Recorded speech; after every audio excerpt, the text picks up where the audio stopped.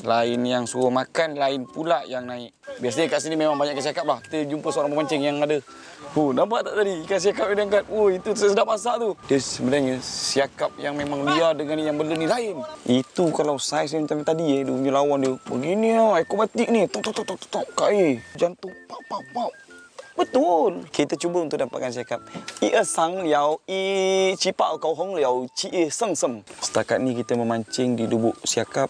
Belum ada tanda-tanda sentapan daripada siakap. Tapi tak apa, masih awal lagi. Ada.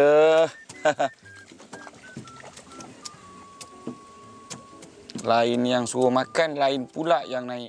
Ikan buntal. Yang kat sana pula gelakkan kita. Kita saja je. Bila kita mancing, kita sabar. Barang ada. Tak tahu ikan apa. Senangin.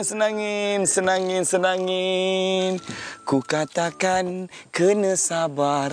Bila sabar, ikan ku dapat. Bila mancing, kita kena nyanyi. Kita kena happy. Lagi kita mancing sendiri. Dia lain. Ikan baru ni kalau tak kena air batu, kita masak sendiri.